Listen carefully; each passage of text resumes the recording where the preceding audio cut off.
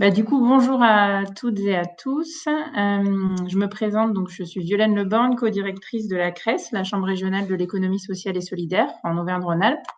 Donc, je vais introduire cette session du Club des collectivités territoriales engagées dans l'ESS qu'on a co-organisé donc avec le RTES. Et puis également pour cette session, on est en partenariat avec le mouvement associatif et la DRAGES, puisque c'est une session du club qui porte vraiment sur la question de l'accompagnement des associations sur les territoires. Peut-être avant qu'on rentre dans le vif du sujet, voilà quelques petits points d'organisation. Donc, vous précisez que cette session du club va être enregistrée, mais ce n'est pas à des fins de diffusion, c'est bien à des fins de compte rendu pour nous aider également à bien avoir la synthèse des échanges à l'issue de cette session. On vous invite tout au long de la visio à couper votre micro quand vous ne prenez pas la parole, bien sûr, éventuellement couper la caméra si la connexion est pas très bonne chez vous. Voilà, ça permettra en tout cas sur le micro qu'il n'y ait pas d'interférence. Et puis pour poser vos questions, donc il y a des temps de questions-réponses qui sont prévus à l'issue de chaque, on va dire, bloc de prise de parole. Mais vous pouvez aussi, tout au long de la visioconférence, poser vos questions dans le chat et on les recueillera et on les posera voilà, au fil de l'eau, surtout s'il y a des questions qui reviennent à plusieurs reprises. On prendra le temps de bien les poser aux différents intervenants. Et si jamais vous voulez prendre la parole, notamment dans les temps dédiés aux questions-réponses et aux échanges, n'hésitez pas à utiliser le bouton pour lever la main ou à indiquer dans le chat que vous souhaitez prendre la parole et on vous la donnera aussi sans problème.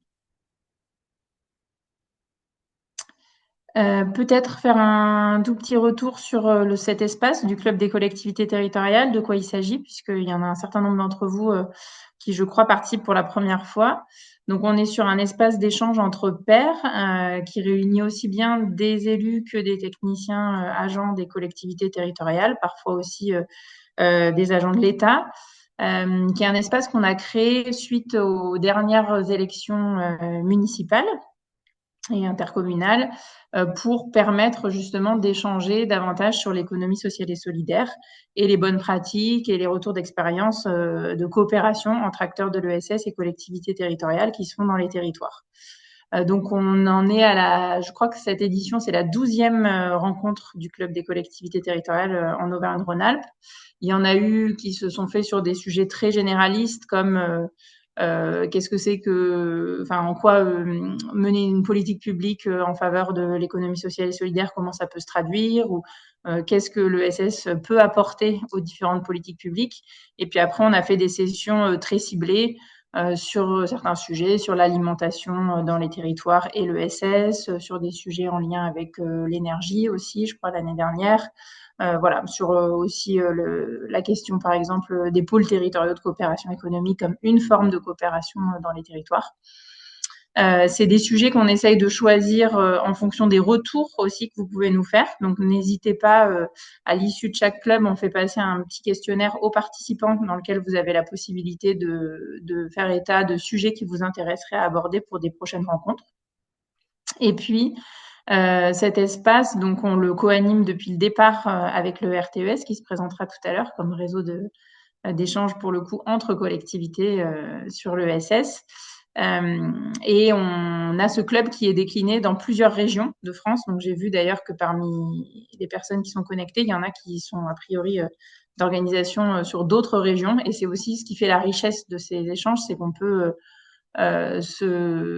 s'échanger des pratiques, on va dire, sur ce qui se passe dans d'autres territoires, aller voir aussi parfois des témoignages sur une politique publique de ce qui s'est fait dans une autre région, et ça vient nourrir aussi les pratiques et les échanges chez nous.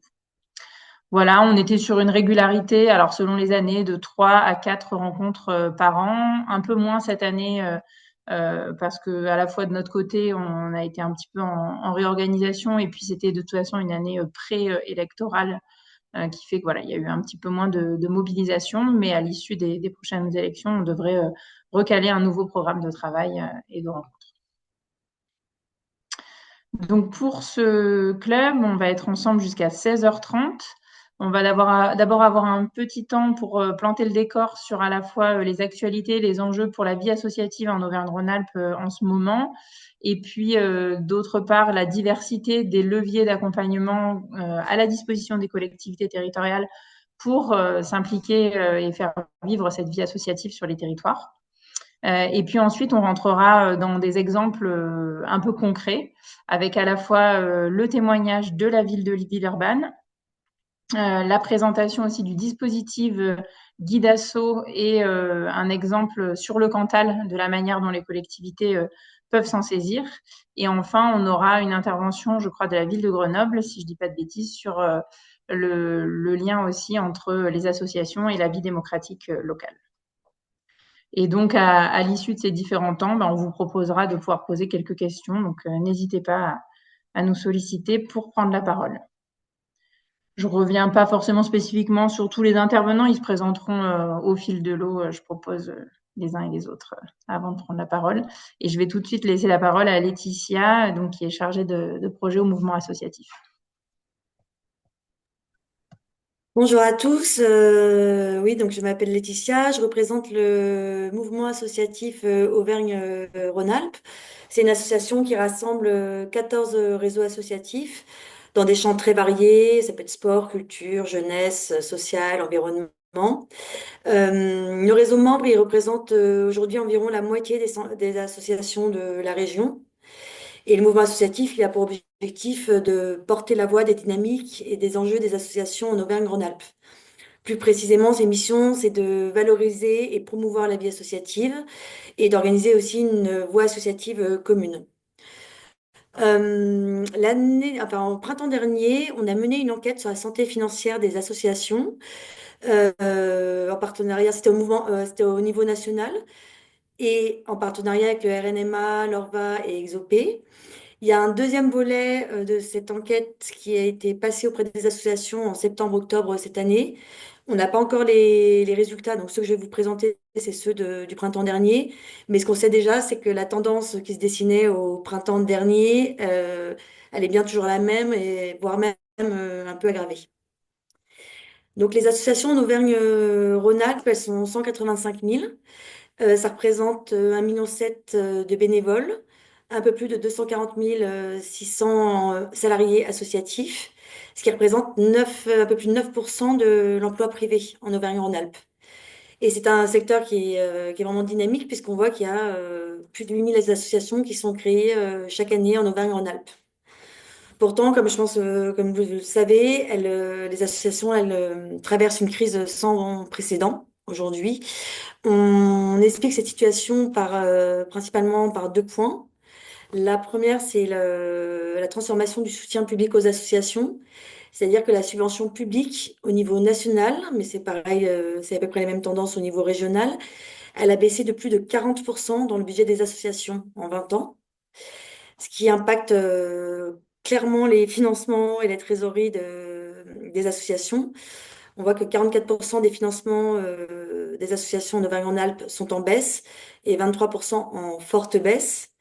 La moitié des renouvellements de financement n'avaient pas abouti en mars 2025. Par conséquent, la trésorerie, ben, elle est mise à la rude épreuve parce que le montant des fonds propres de 69% des associations employeuses est fragile ou nul. Et 23% des associations employeuses déclaraient en mars avoir moins de 3 mois de trésorerie devant elles. La transformation du soutien public, elle se traduit aussi par un recours de plus en plus fréquent à la commande publique. Et ce modèle de commande publique, il induit un rapport qui est plus descendant entre les bailleurs publics et les associations. Et donc, les associations elles sont de plus en plus contraintes dans leur capacité d'agir. Preuve en est, par exemple, le contrat d'engagement républicain. Le deuxième point si tu peux juste revenir sur la slide d'avant, j'ai presque terminé. Le deuxième point qui explique cette crise, c'est que comme je vous le disais, d'un côté, donc on a les financements qui baissent, et de l'autre côté, il y a une augmentation très forte, bon, comme pour tout le monde, des charges, que ce soit le loyer, l'énergie ou autre. Il y a l'inflation, mais il y a aussi une très forte augmentation des besoins et de la demande. Voilà, donc là, tu peux passer à la slide suivante, s'il te plaît. Merci. Donc cette situation, ça impacte directement l'activité des associations. Alors, je vous ai mis quelques chiffres à titre d'exemple, mais qui sont assez parlants d'eux-mêmes. Il y a 56% des associations qui doivent réduire ou annuler leurs activités du fait de ces baisses de financement.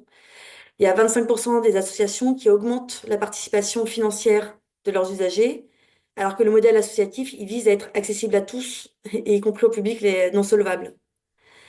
Cette crise, elle impacte aussi l'emploi associatif.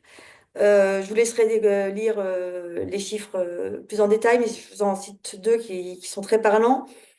Il y a 8% des associations employeuses qui procèdent à des plans de sauvegarde de l'emploi ou à des licenciements économiques.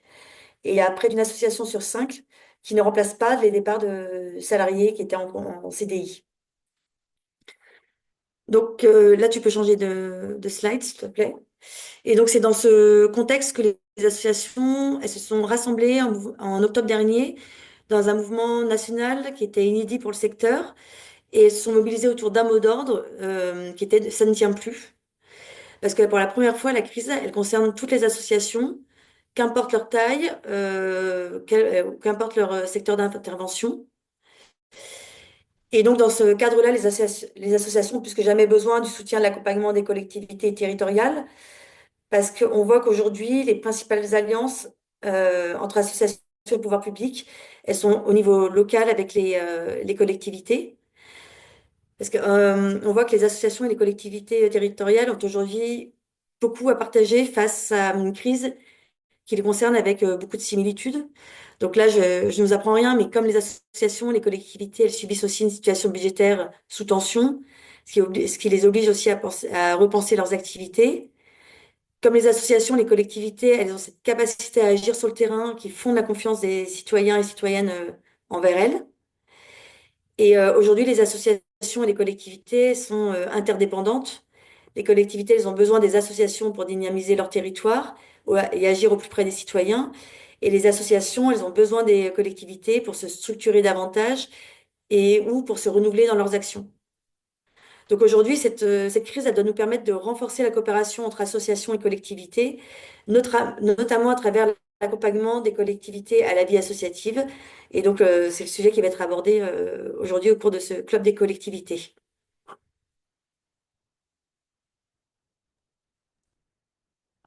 Merci Merci. Laetitia. Ouais, j'allais te passer la parole, Chloé. Vas-y, je t'en prie. Merci Laetitia. Bonjour à toutes et tous. Je me présente, je suis Chloé Séché, déléguée générale adjointe du RTES. Le RTES, c'est le réseau des collectivités territoriales pour une économie sociale et solidaire. C'est donc le réseau national des collectivités territoriales qui soutiennent l'ESS, l'économie sociale et solidaire, sur leur territoire et qui est donc partenaire de la CRES, Chambre régionale de l'économie sociale et solidaire Auvergne-Rhône-Alpes, dans l'organisation de ces clubs en région. Auvergne-Rhône-Alpes, très rapidement, parce qu'effectivement, vous êtes plusieurs participants à participer à ce club pour la première fois.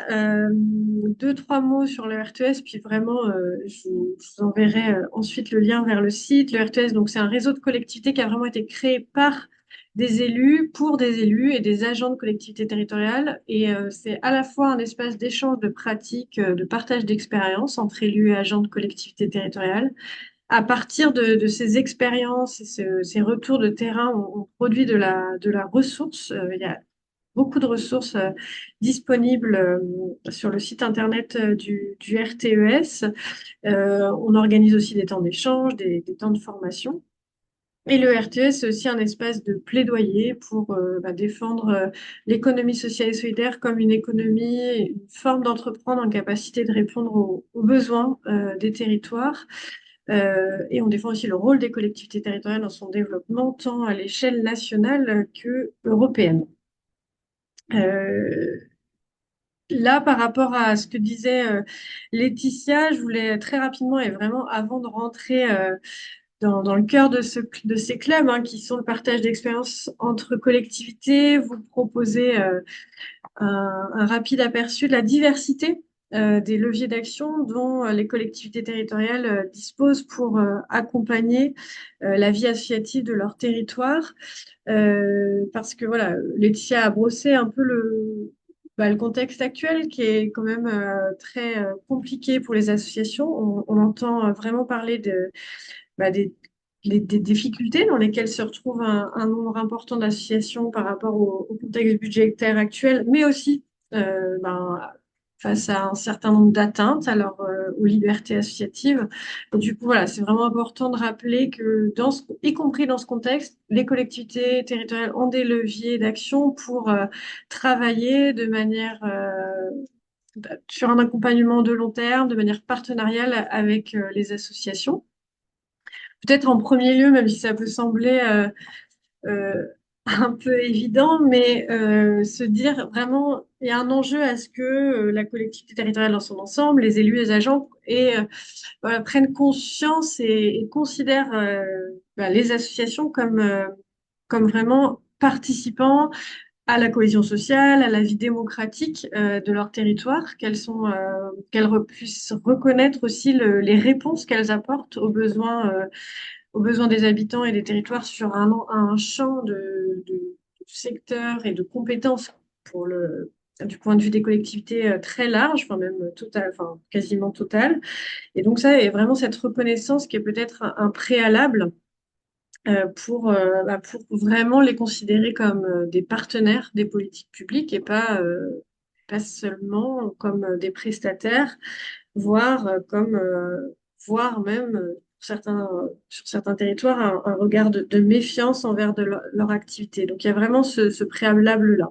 Et après, dans les leviers d'action à disposition des collectivités, il y a bien sûr, et c'est peut-être le point de départ, connaître son tissu associatif, le tissu associatif de son territoire, en s'appuyant sur les réseaux d'acteurs comme le mouvement associatif, mais aussi d'autres réseaux. Je crois que on a la Fédération des centres sociaux tout à l'heure qui interviendra. Enfin, voilà, il y a vraiment une diversité de réseaux d'acteurs sur le territoire.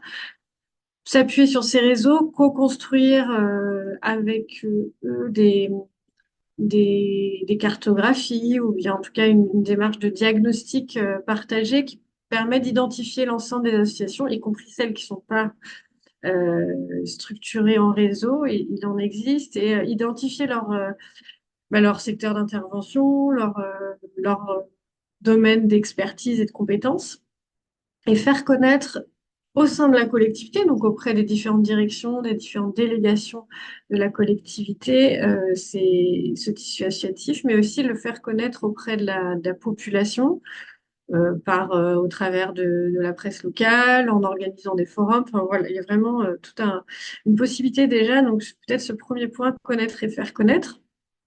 Ensuite, évidemment, soutenir et accompagner la structuration de ce tissu associatif via le développement d'appels à projets, ou le soutien en fonctionnement, dans l'idéal, via des conventions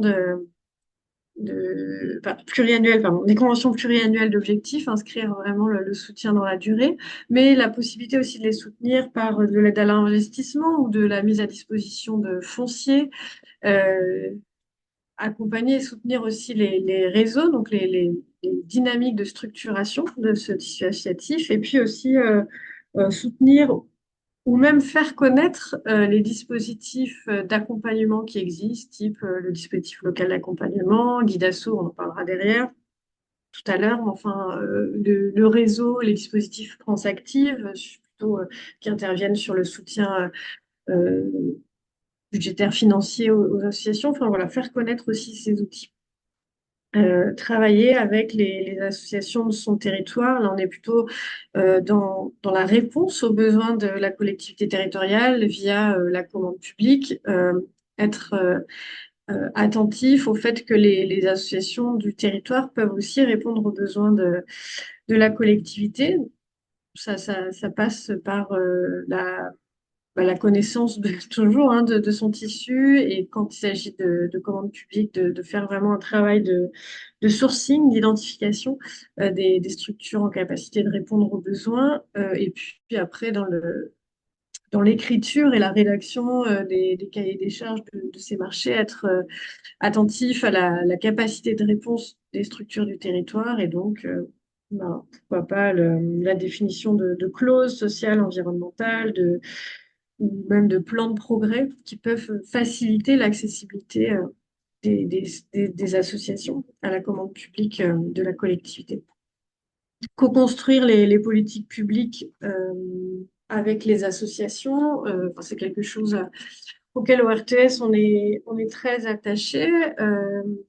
Ça suppose effectivement de reconnaître la légitimité des associations à être un interlocuteur des pouvoirs publics et s'associer, enfin voilà, les intégrer, les inviter à des espaces de concertation à minima, de co-construction, si possible, des politiques publiques. Alors bien sûr, l'élaboration des plans d'action, des feuilles de route de la vie associative sont des moments assez évidents pour mettre en place des dynamiques de co-construction, mais en réalité, cette co-construction, elle peut aussi s'inscrire sur le temps long, voire même de façon permanente, avec la possibilité aussi pour les collectivités de mettre en place des espaces de co-construction permanents.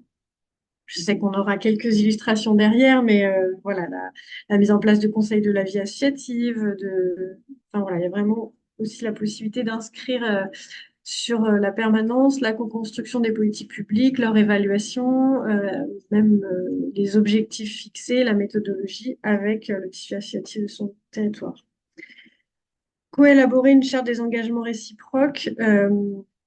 On espérait avoir un témoignage aujourd'hui d'une collectivité qui a signé une charte des engagements réciproques. C'est pas le cas, mais on pense que c'est quand même un outil très intéressant.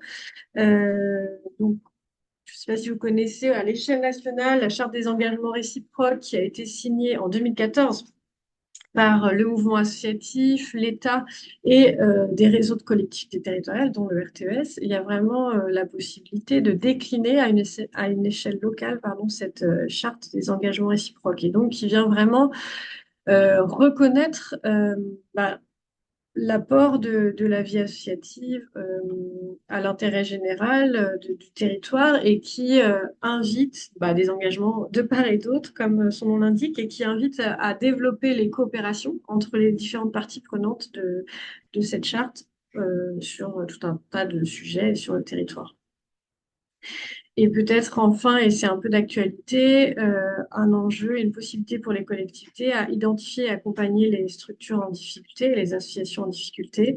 Vous savez sans doute qu'il y a une veille nationale, enfin un espace qui s'est mis en place à l'échelle nationale pour travailler à l'identification bah, des signaux d'alerte, des structures en difficulté par rapport au contexte que l'on connaît sur le plan budgétaire. Et il y a aussi la possibilité, et certaines collectivités le font, de décliner à l'échelle locale des cellules de veille qui associent collectivités territoriales, réseaux d'acteurs, mais aussi organismes financiers, banques, etc., pour repérer les difficultés, les structures en difficulté, peut-être adapter les dispositifs d'accompagnement, essayer de trouver des réponses aux besoins et puis de faire connaître aussi les possibilités, les différentes démarches sur le plan même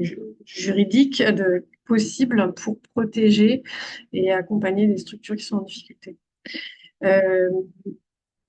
Voilà, c'est une diversité de leviers. Ces leviers-là, c'est vraiment des leviers sur lesquels on travaille, comme je disais, à partir des retours d'expérience des collectivités. Et en ce moment, en vue des prochaines élections municipales 2026, on est en train de mettre à jour le kit municipal. Donc, le kit municipal, c'est vraiment un outil développé par le RTES à partir des retours d'expérience et vraiment des collectivités de son réseau au regard des compétences du bloc communal.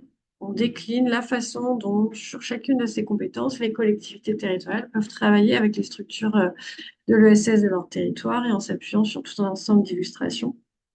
Et puis, à côté de ces fiches thématiques, donc en lien avec les compétences, on a aussi un ensemble de fiches leviers qui sont plutôt des outils d'appui possible des collectivités transversaux, donc la co-construction des politiques publiques, l'accès au foncier, la commande publique responsable, etc. Ce kit, il est en ligne et si vous êtes intéressé pour le recevoir et les mises à jour, voilà, c'est tout à fait possible. Je, je m'arrête là. Et je donne, à moins qu'il y ait des questions dans le chat, je sais pas,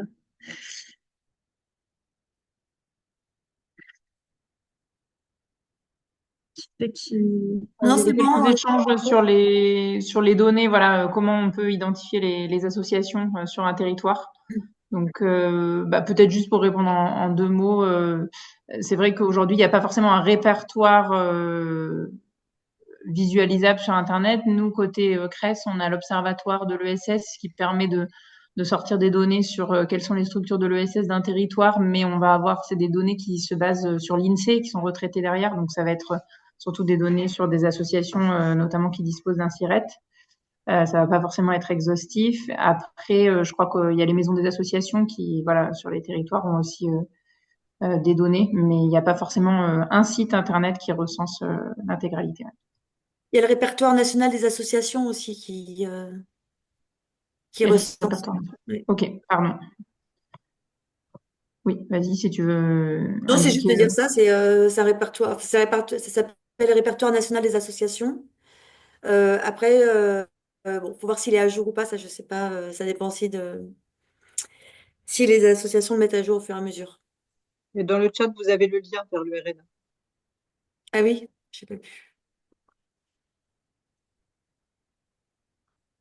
Euh, ben merci. Je vous propose, et puis après chaque témoignage et illustration, on aura vraiment un temps d'échange avec vous et on pourra ouvrir les micros.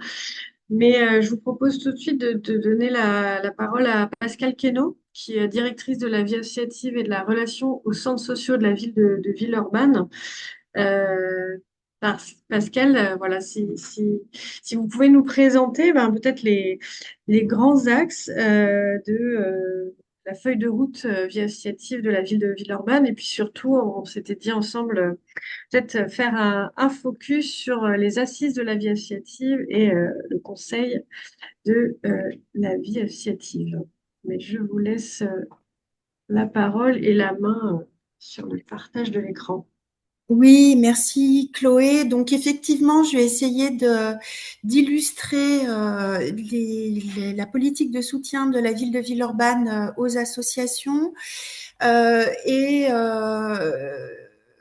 je pense qu'on intervient un peu dans tous les champs que vous venez de présenter, mais en particulier sur connaître et faire reconnaître. Donc, je me baserai sur, enfin, je partirai de notre plateforme collaborative pour vous présenter quelques-unes des actions du plan d'action. J'illustrerai aussi la co-construction de la politique publique vie associative en vous présentant le conseil consultatif et les assises. Et puis, comment on accompagne les responsables associatifs à Villeurbanne en nous reposant sur Villeurbanne. Voilà, peut-être deux mots des associations à Villeurbanne. Donc, le dernier relevé a recensé 3300 associations. On a à peu près 800 associations qui s'inscrivent dans un partenariat local plus. On estime qu'il y a à peu près 187 nouvelles associations qui sont créées chaque année. On a recensé en 2022 437 établissements, associations, employeurs pour 5 751 salariés, à peu près 4 500 ETP et une rémunération. La rémunération de ces salariés représente 138 millions d'euros, donc c'est pas rien. Et c'est même un peu plus, le pourcentage est un peu plus important à Villeurbanne que la moyenne nationale, puisque ça représente, je crois, 11% de l'emploi salarié à Villeurbanne. Voilà, je vais partager l'écran. Hop. En... Est-ce que ça marche? Oui. Oui.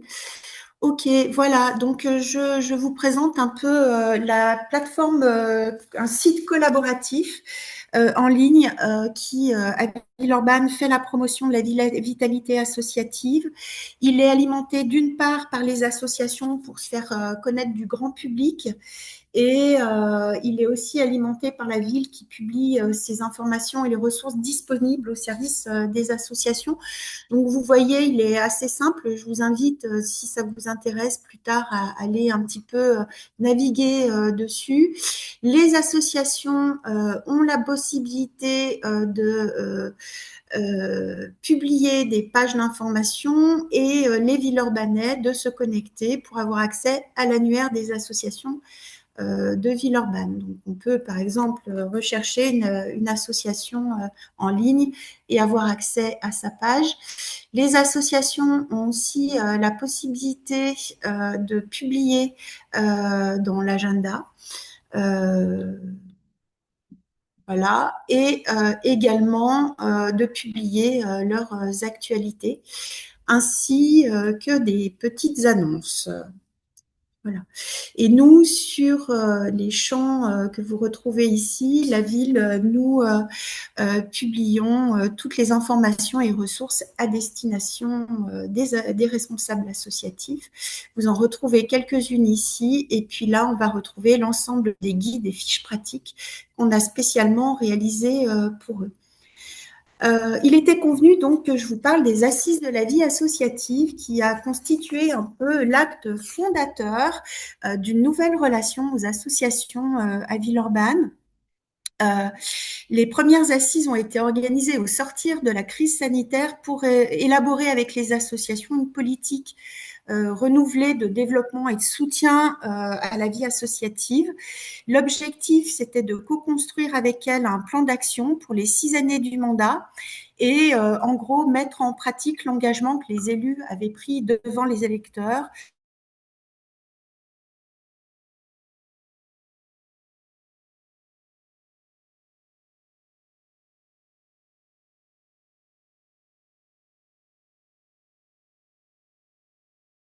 Un premier temps pour identifier les grands défis qu'on devait relever collectivement ensemble. On en est sorti avec 4 axes stratégiques. On les a ensuite réunis dans un deuxième temps pour qu'ils nous fassent des propositions qui répondent très concrètement aux défis qu'on avait identifiés. Et donc là, à peu près 200 participants associatifs nous ont fait plus de 400 propositions. Ensuite, nous avons pris le temps d'étudier tout ce que les associations nous avaient dit et dans le cadre d'une troisième rencontre, on est venu leur exposer ce qu'on avait compris de ce qu'ils nous avaient dit et leur proposer un plan de 20 actions qu'on a ensuite amendé en direct avec eux en fonction de leur retour et on leur a demandé à la toute fin d'identifier des priorités. Voilà, donc on est ressorti avec un plan d'action de 20 actions, parmi lesquelles la création d'un conseil consultatif de la vie associative, la création d'un pôle ressources de l'accompagnement et des initiatives pour les responsables associatifs, le lancement d'un observatoire local de la vie associative pour qu'on dispose du portrait finalement de la vie associative locale, la création par exemple d'un fonds commun de matériel, une programmation de rencontres entre pairs, la réalisation de guides, voilà. Donc ce plan d'action était assez riche. Par la suite, on va décider d'organiser régulièrement des assises de la vie associative. En fait, on organise une édition tous les 2 ans, les années où il n'y a pas de biennale. La biennale des associations, c'est le grand rendez-vous des associations de Villeurbanne type forum, hein, donc elles viennent se présenter et c'est tellement un grand rendez-vous qu'on ne l'organise que tous les 2 ans. C'est extrêmement lourd à porter. Et les années où il n'y a pas de biennale, donc il y a des assises de la vie associative. Donc durant le dernier mandat, 3 éditions ont eu lieu. La première dont je viens de vous parler, une deuxième sur la transition écologique et une troisième sur les coopérations interassociatives et la mobilisation des financements. Voilà pour ce qui est des assises de la vie associative. Et je m'aperçois qu'en même temps que je parlais, j'aurais dû vous, vous présenter un petit peu voilà, le visuel qui est toujours le même. Et puis le plan d'action que vous pouvez télécharger ici et qui reprend vraiment l'ensemble de la démarche mise en place lors des premières assises. Ça, c'était pour les deuxièmes assises sur la transition écologique et les troisièmes sur les coopérations et la mobilisation des financements, avec à chaque fois l'édition d'un guide. Donc, comme je vous l'ai dit tout à l'heure, l'une des premières des priorités identifiées par les associations dans le cadre du plan d'action, c'était la création du Conseil consultatif de la vie associative. Et donc là, comme on l'avait fait dans le cadre des assises, on a mis le projet en co-construction, c'est-à-dire qu'on a organisé 2 soirées de dialogue ville-association, animées dans le cadre d'ateliers, pour définir très précisément le projet de conseil consultatif. Il s'agissait de faire travailler les associations sur les prérogatives du cocon, son fonctionnement et les modalités de désignation de ses membres. Voilà. On en est sorti avec une jolie feuille de route. Déjà, il faut savoir que le cocon est composé de 24 associations qui sont désignées pour un mandat de 2 ans. Les associations tenaient à ce que les assos qui les représentent au cocon soient bien représentatives de l'identité associative villeurbannaise. Donc, elles avaient souhaité mettre en place 4 collèges. Voilà. Et comment les associations sont-elles désignées? Eh bien, on lance un appel à candidature. Les associations qui le souhaitent donc déposent leur candidature. Et ensuite, on procède à un tirage au sort par collège. Voilà. Ce qui nous permet d'avoir des associations qui sont investies dans le champ de la culture et des loisirs, mais aussi de l'économie et de l'emploi, ou de la solidarité, ou de l'éducation. Voilà. Les prérogatives du conseil consultatif, c'est à la fois animer le réseau associatif et aussi le plaidoyer. Favoriser et développer la relation ville-association, notamment à travers des rencontres entre les représentants du cocon et les élus de la ville. Développer des projets communs et co-construire les temps forts de la vie associative villeurbannaise. Voilà. Lors du premier mandat, les associations se sont attachées à établir un règlement intérieur, à travailler des outils de communication, et ils ont notamment proposé, enfin même réalisé, créé ce logo qui apparaît à l'écran. Et puis, ils ont, en lien avec la direction de la communication de la ville de Villeurbanne, été rédacteurs en chef du magazine municipal de septembre, qui est traditionnellement consacré aux associations. Et cette première expérience étant tellement bien passée que depuis, le cocon est systématiquement rédacteur en chef du Viva de septembre. Nous sommes actuellement dans le cadre du 2e mandat du cocon, donc, cette fois-ci, les membres du cocon ont décidé de travailler une charte des valeurs qui, je crois, apparaît voilà, ici. Donc, il était pour eux important de se mettre d'accord sur leurs valeurs communes pour pouvoir bien travailler pendant 2 ans. Et ils ont aussi invité le maire à un apéritif pour lui faire un certain nombre de propositions, et en particulier lui proposer que le cocon pilote une recherche-action en se faisant accompagner par l'Institut français du monde associatif sur l'utilité sociale du réseau associatif villeurbanais sur le territoire de Villeurbanne. Alors, on n'en est qu'aux prémices de la réflexion. Il faut que le sujet soit un peu plus travaillé, resserré. Mais enfin, on a déjà ce beau projet dans les tuyaux. Voilà, depuis que le cocon existe, il est systématiquement associé à la définition des grands principes d'organisation de nos événements, que ce soit les assises, la biennale, les soirées de dialogue ou bien la fête des associations. Et d'une façon générale, les séances plénières du cocon se tiennent dans les locaux des assos qui le composent. Et on commence toujours systématiquement nos réunions par une visite des locaux, par la présentation des missions phares de l'association qui nous accueille. Et c'est très bien parce que ça permet vraiment de favoriser l'interconnaissance et ça crée de plus en plus de liens.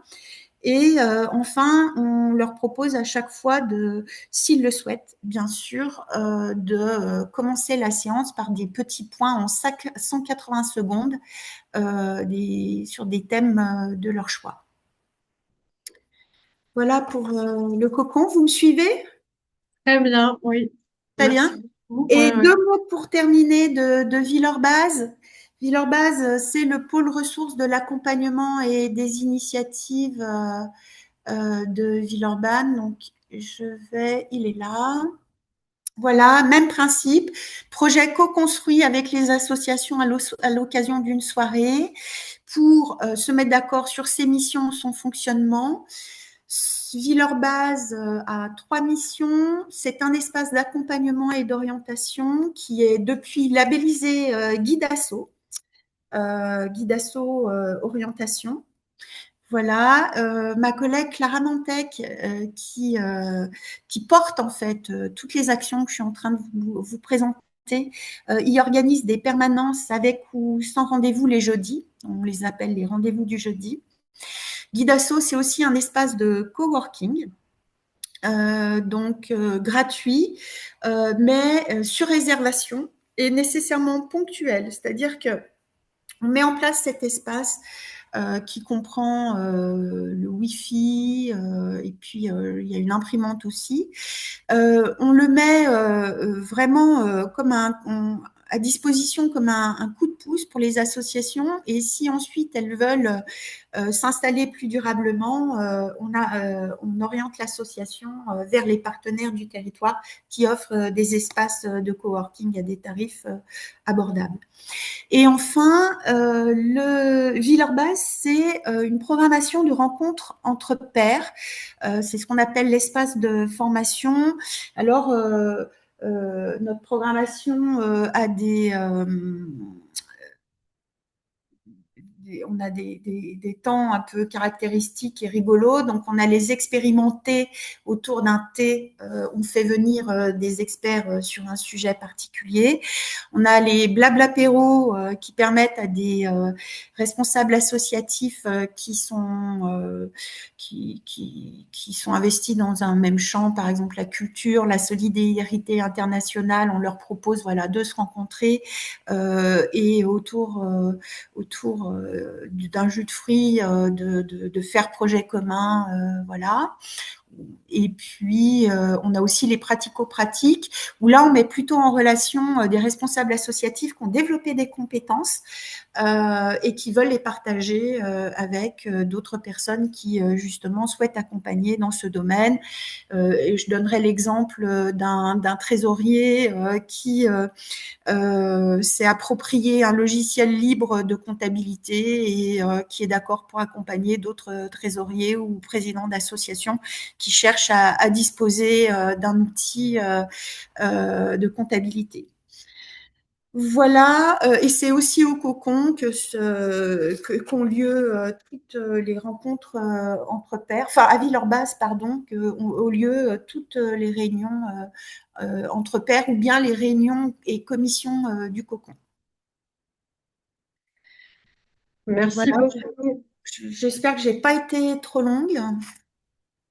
Ouais, il reste encore, on a encore quelques minutes pour prendre des échanges. Merci beaucoup, en tout cas, pour cette présentation. Je trouve très riche voilà, de la politique de la vie associative de Villeurbanne et de différents outils. Il faut que vous arrêtiez votre partage, Pascal, parce que Ouais, merci. De différents outils voilà, qui favorisent vraiment l'interconnaissance, les relations entre associations, entre associations pardon, et collectivités, et puis aussi des espèces de co-construction.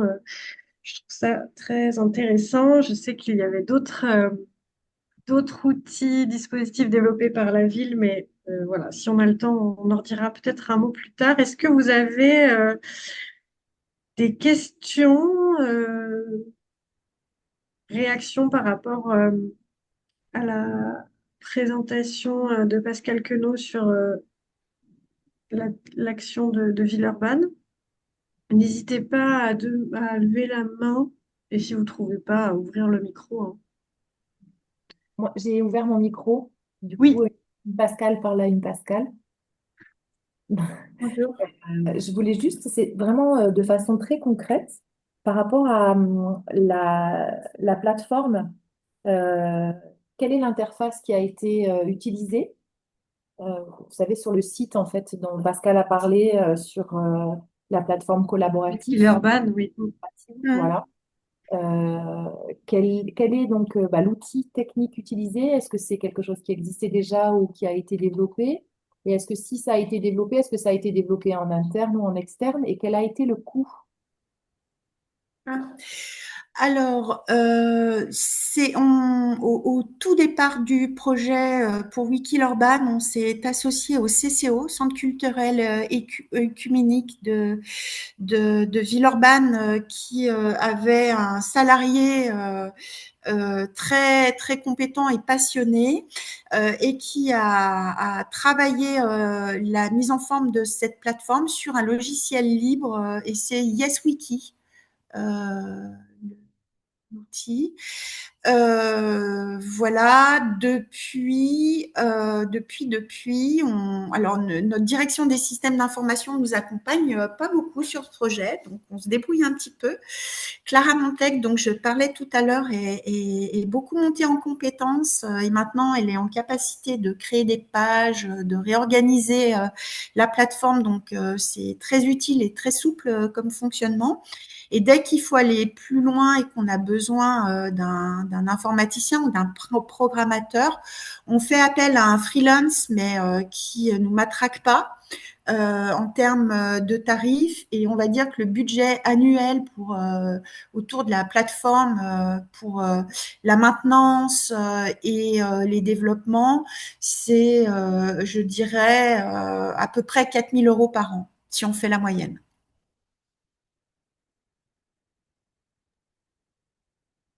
Merci beaucoup. Ce que je vous propose, à moins qu'il y ait tout de suite une réaction, c'est de poursuivre le déroulé. Et puis à la fin, on a vraiment gardé un temps, donc on pourra revenir aussi vers vous, Pascal Queneau. Christelle Bonaton, je vous donne la main pour la partie suivante et je repartage tout de suite le diaporama. Oui, alors je vais tout de suite passer le relais donc à Pascal Martin du SDJUS, du service départemental Jeunesse et Sport du Cantal, et Pierre Baladier de la Fédération départementale des centres sociaux, qui vont vous présenter le dispositif Guide Asso et l'implication des collectivités au sein de ce réseau. Voilà, je vous laisse la main. Merci beaucoup. Du coup, Christelle, on va peut-être, je vais voilà, commencer à dérouler, si tu veux, la présentation. Parce qu'on sait, voilà, donc, comme le disait Christelle, nous sommes tous réunis et j'espère que vous nous voyez bien parce qu'on teste un nouvel outil On vous pour voit tous les quatre, oui, oui. parfait. Donc, voilà, j'ai pris la parole. Donc, moi, je suis Pascal Martin et je suis chargée du développement de la vie associative donc, au sein du service que j'appelle de façon en fait plus simple Jeunesse et Sport du Cantal. Et je vais laisser, du coup, on sera quatre intervenants pour vous présenter rapidement Guidasso et son application dans le Cantal et de façon générale et en particulier auprès de l'association des maires du Cantal et des présidents d'intercommunalité. Bonjour à toutes et tous. Donc, Pierre Baladier, je suis le délégué départemental de la Fédération des centres sociaux du Cantal. Et on est impliqué, effectivement, en tant que fédération, sur la co-animation du dispositif Guidasso et son déploiement dans le département du Cantal. Allez-y, Monsieur Montin. Voilà, Pardon, vous pouvez vous présenter. je peux. Oui. Donc, Christian Montin, je suis le président de l'association des maires du Cantal, maire d'une petite commune rurale de 600 habitants avec une belle vie associative. Enfin, c'est l'appréciation que moi je porte sur le travail que fait le monde associatif chez nous. Et donc, l'association des maires du Cantal s'intéresse fortement à tout ce qui peut soutenir et développer, encourager, faciliter la vie associative qui est pour nous, dans un département rural comme le nôtre, un élément essentiel de la vie de nos communes. Comme aussi, c'est vrai, on l'a bien vu avec l'intervention de Villeurbanne, comme c'est vrai aussi dans le monde plus urbain. Alors, Marlène Badel, donc je suis la directrice de l'association des maires du Cantal. Très bien. Du coup, Christelle, si tu veux passer à la diapo suivante, on va C'est simplement... Chloé qui passe les diapos, je crois. Non, c'est Chloé. Chloé, est-ce que tu peux passer du coup la diapo suivante? Voilà, non, c'est juste pour revenir sur ce dont on va vous parler assez rapidement et sur lequel après on aimerait avoir des échanges. Donc moi, vous l'avez déjà vu et je sais pas, il n'y a pas eu de réaction puisque en fait Pascal de Villeurbanne a parlé en fait de Villeurbanne qui était labellisé en fait Guidasso niveau en fait information. Ben, moi, je vais vous présenter de façon très rapide, en fait, Guidasso, c'est quoi? Comme ça, vous aurez aussi des explications parce que c'est ce qu'on nous a demandé. Peut-être que tous les participants aujourd'hui ne connaissent pas forcément en fait, ce réseau. Euh, Pierre prendra la parole pour et Guidasso dans le Cantal, en fait, comment ça s'est mis en place, quel est l'historique et puis surtout, en fait, quels sont aujourd'hui, quel est l'état des lieux du réseau dans le Cantal et les avantages. Et puis, donc, on passera très rapidement la parole à l'AMF pour, en fait, donc le partenariat qui est en cours. J'espère qu'on suscitera aussi des questions pour, en fait, qu'on puisse passer rapidement à un temps d'échange. Donc, c'est bon, Chloé, pour toi? Ouais. L'historique de Guidasso, c'est en fait un historique en fait qui s'est déroulé à partir de, on va dire, les années 2017-2018. Donc, c'est un réseau en fait au niveau national qui a été développé. Et en fait, je pense que c'est pour tout ce qu'a évoqué aussi en fait Laetitia par rapport au mouvement associatif qui a beaucoup participé à la réalisation en fait ou à la mise en œuvre de ce dispositif. Il y a eu des études et des rapports qui ont été faits pour se rendre compte que finalement, il y avait en fait pas mal de structures qui intervenaient dans l'accompagnement des associations et que ça manquait en fait, il y avait en fait la multiplicité d'interlocuteurs et ça manquait de lisibilité et de visibilité pour les associations. Je ne sais pas s'il y en a certains qui avaient entendu parler en fait des PAVA, des points d'appui à la vie associative ou des CRIB, des centres de conseil pour les bénévoles. Il y avait toutes sortes, enfin il y avait pas mal en fait d'acronymes et de structures qui existaient sur en fait le volet de l'accompagnement auprès des associations. Donc, il y a eu le constat qui a été fait aussi parallèlement que le monde associatif, en tout cas le tissu associatif, souffrait de ce manque de visibilité et de lisibilité. Et donc, il y a eu des réunions de travail qui ont été organisées entre 2019 et 2020 pour arriver en fait à une mise en place d'une première préfiguration en fait du Guidasso sur 3 régions qui ont été donc 3 régions tests, donc Centre-Val de Loire, les Hauts-de-France et Nouvelle-Aquitaine. Et puis, donc, il y a eu cette préfiguration de Guidasso, donc on verra en quoi ça consiste. Et à partir de 2022, un essaimage. En ce qui nous concerne, en fait, nous, pour la partie, en fait, Cantal, la mise en œuvre, le déploiement, en fait, a débuté autour, en fait, de 2023, à partir de fin 2023. Voilà en fait pour en fait un historique très rapide. Alors le réseau en fait d'acteurs labellisés, pour votre info, c'est pour ça que je ne vais pas présenter moi en fait le Cantal, qu'est-ce qui s'est passé parce qu'en 2023 j'y étais pas et quand je suis arrivée sur le poste en avril de cette année, je savais pas du tout ce que c'était Guidasso et j'ai mis du temps à le comprendre. Alors je vais essayer du coup de vous l'expliquer de façon très simple et encore une fois après si vous avez des questions n'hésitez pas. Donc, le réseau Guidasso, c'est pas. Alors, on parle de Guidasso. Moi, je pensais déjà que c'était un guide papier, donc ce qui n'est pas le cas. C'est en fait un réseau d'acteurs labellisés. Donc, ça veut dire qu'en fait, c'est un réseau qui en fait réunit soit des associations, soit en fait des structures, on va dire para-institutionnelles ou institutionnelles ou des collectivités et qui vont en fait aider d'autres associations. J'aime bien en fait, on parle beaucoup de pair et danse en fait dans le milieu médical. Moi, je trouve qu'en fait, voilà, c'est de la pair et danse en fait Guidasso. Et nous, notre rôle en fait de l'État, ce qu'a souhaité en fait l'État, c'est qu'on pilote, mais qu'on copilote, enfin qu'on pilote pas seul, qu'il y ait en fait du coup aussi un copilotage qui soit fait par le tissu associatif. C'est pour ça que Pierre est présent, puisque en fait l'association de la Fédération des centres sociaux en fait du Cantal participe avec nous à l'animation en fait de ce réseau. Est-ce que vous me suivez jusque-là? Donc ça, il y a 4 missions en fait qui sont très complémentaires au sein du réseau. Vous avez donc hein, c'est risqué. Mais je préfère poser des questions parce qu'on ne sait jamais si vous suivez. Mais du coup, il y a 4 niveaux en fait au niveau du réseau.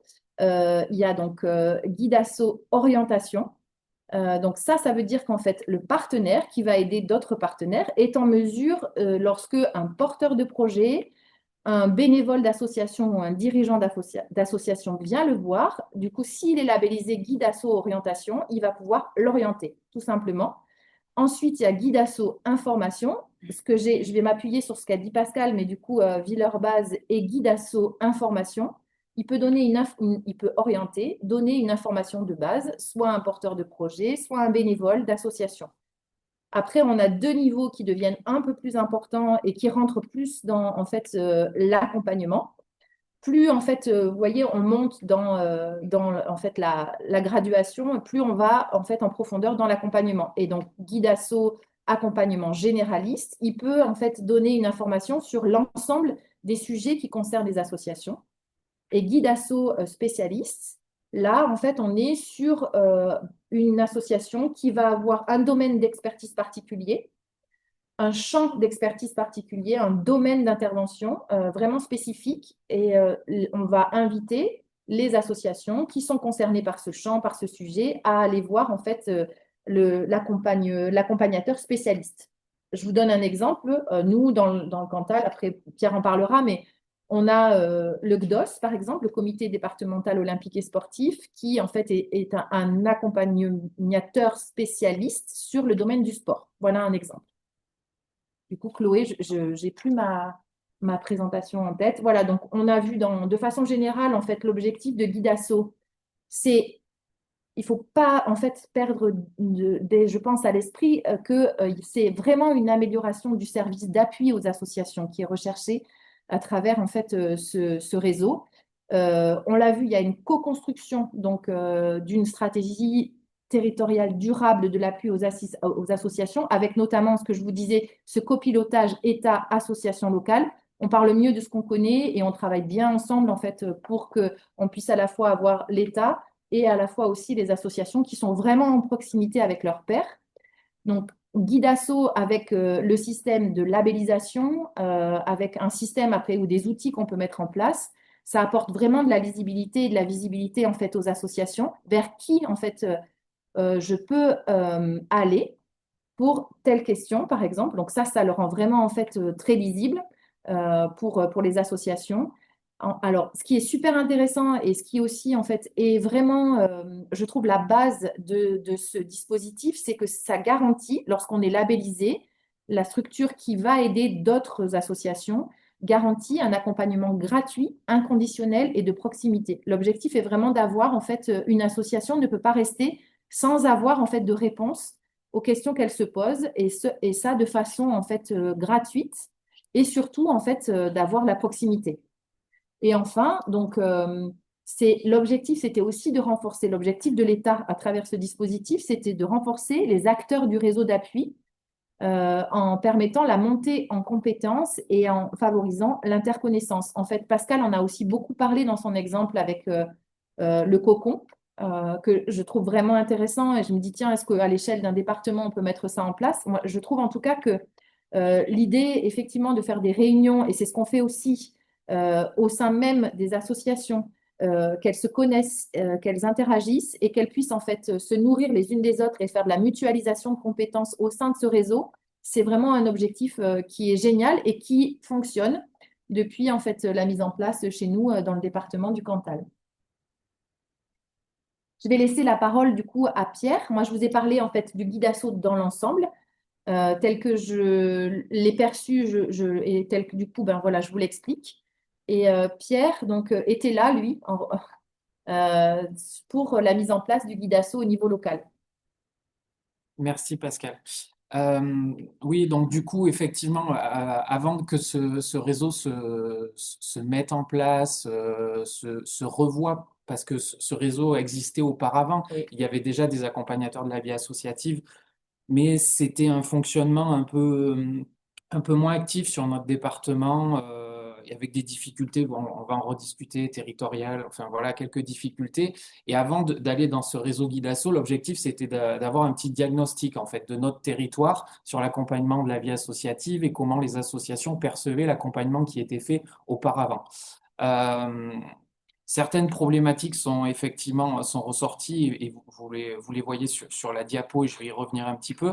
Mais juste avant, histoire de poser un petit peu le cadre, effectivement, donc département du Cantal, plutôt un territoire rural, plutôt des petites communes avec un tissu associatif dense. Parce que ruralité ne veut pas dire faiblesse associative. Au contraire, bien au contraire, de nombreuses associations dans le milieu rural, sur le champ du sport, de la culture, voilà, les associations qui font vivre les villages, les associations de parents d'élèves, l'aide sociale, enfin voilà, un tissu associatif assez dense. Des associations qui jouent un rôle important sur notre département en termes de cohésion sociale, d'animation locale, et ils mettent en place effectivement des activités régulières. Euh, donc voilà, un maillage fin de nos associations sur notre département et comme vous le voyez hein, à l'écran, une configuration à l'époque avec des pavas, des cribs implantés sur le département. Mais voilà, on ne pouvait pas se satisfaire de cette couverture départementale où vous voyez, voilà, au milieu du département, pour une association qui a son siège social au milieu de notre département, à l'époque, c'était pas évident pour elle d'avoir un accompagnement ou un acteur qui puisse voilà, répondre à ces questions et un acteur de proximité. Comme partout sur le département, enfin sur le territoire national, hein, les problématiques qu'on a identifiées lors du diagnostic se croisent avec des diagnostics menés au niveau national, hein. Une érosion et un vieillissement du bénévolat, des démarches complexes pour les associations, ça nous remonte souvent et c'était remonté de façon importante lors du diagnostic. Des fragilités économiques, comme disaient tout à l'heure les collègues du LMA, une inégalité territoriale sur l'accompagnement, ça on l'a vu effectivement sur la carte, et ce manque de lisibilité qui était ressorti aussi sur le diagnostic national lors de la mise en place de Guidasso, parce que quand on interrogeait les associations, entre le PAVA, le DLA, le CRIB et tous nos sigles à nous qui sommes au quotidien sur l'accompagnement associatif, le bénévole d'association qui a sa petite association au milieu du Cantal dans un village plutôt montagnard, quand on lui parlait de PAVA, de DLA ou de CRIB, il nous regardait avec des grands yeux. Donc il y avait cet objectif aussi voilà, de simplifier un petit peu les choses. Ensuite, sur le diagnostic qu'on a mené, euh, oui, CRIB, centre de ressources et d'information pour les bénévoles. Vous voyez, même moi, je continue à utiliser ces sigles. Et donc, sur ce diagnostic, les associations nous disaient, mais nous, il nous faut simplement voilà, une information simple et fiable. Lorsqu'on a une question, on a besoin certaines fois juste d'un appel et d'une information fiable et simple. Il y a l'aide à la gestion de mon association qui remontait souvent en termes de besoins. On a aussi, lors de notre diagnostic, senti des associations qui avaient besoin de reconnaissance, de valorisation euh, sur le fait des missions qu'elles portaient ou des fois de simples activités qu'elles menaient. Et ensuite, d'avoir des accompagnateurs de proximité. Parce que effectivement, donc département du Cantal, dominante rurale, un petit peu montagnard quand même. Donc voilà, des acteurs de proximité et pas faire EPAVA, point d'appui à la vie associative, effectivement, de ne pas faire 1 heure de route pour avoir une information ou un accompagnement pour mon association. Et sur ce sujet-là, très rapidement, les co-animateurs de ce dispositif sur le département du Cantal, on s'est dit, ben, en fait, avec le schéma actuel qu'on avait à l'époque, les PAVA, on s'est dit, on ne va pas pouvoir couvrir tout le département. Euh, et sur notre diagnostic est remonté aussi le rôle très, très, très important que jouaient les mairies sur l'accompagnement associatif. Pour une association, c'est très facile de se rapprocher de sa mairie, de la secrétaire de mairie, de son élu en charge de la vie associative ou de son maire, parce que c'est un acteur de proximité sur une question, sur une location de salle, sur la mise à disposition de matériel. Cet interlocuteur-là, il a été repéré à chaque fois qu'on discutait avec une association. Et quand je vous dis à chaque fois, c'est vraiment à chaque fois. Donc, on s'est dit effectivement, dans le déploiement de ce dispositif, et nous, accompagnateurs de la vie associative, comme on était structuré, on s'est dit peut-être il y a un enjeu à se rapprocher effectivement des mairies qui sont repérées par les associations et qui jouent un rôle hyper important sur un territoire rural comme le nôtre. Donc là, voilà le diagnostic, un petit peu ce qu'il a fait apparaître. Et rapidement, on est passé dans la vitesse secondaire du déploiement du dispositif. Et pour nous, l'important, c'était voilà, de construire ce comité de pilotage qui vienne valider notre diagnostic et qui puisse un petit peu valider aussi les orientations qu'on souhaitait mettre en discussion sur le dispositif. Et donc, comme vous le voyez à l'écran, donc ce comité de pilotage, il regroupe effectivement donc la co-animation du dispositif, donc Jeunesse et Sport, comme dit Pascal, la Fédération départementale des centres sociaux. Et donc, spécificité ou pas, on s'est aussi, sur la co-animation, nous, Fédération départementale des centres sociaux, on s'est rapproché de l'OMJS, qui est un acteur associatif plutôt sur le nord du département, pour que, et la co-animation aussi, on ait une couverture territoriale assez pertinente. Ensuite, bien évidemment, on a le conseil départemental, les services de l'État avec la préfecture et les services de la DSDEN, la CAF qui est aussi sur notre comité de pilotage. Et ensuite, pour nous, il a été très important de solliciter effectivement rapidement l'association des maires, puisqu'on avait tout de suite vu sur le diagnostic que voilà, l'association des maires qui représente les communes, et je ne vais pas trop aller trop loin sur la présentation de l'AMF, puisque M. Montin vous expliquera tout ça juste après moi, mais on avait senti qu'effectivement, en impliquant l'association des maires, on avait une carte à jouer, nous, sur le relais au plus près, au local, à travers les mairies, sur ce dispositif Guidasso. Excusez-moi, je me permets d'intervenir parce que du coup, on prend un petit peu de retard par rapport au planning. Il faudrait peut-être conclure pour laisser la parole à Monsieur Montin.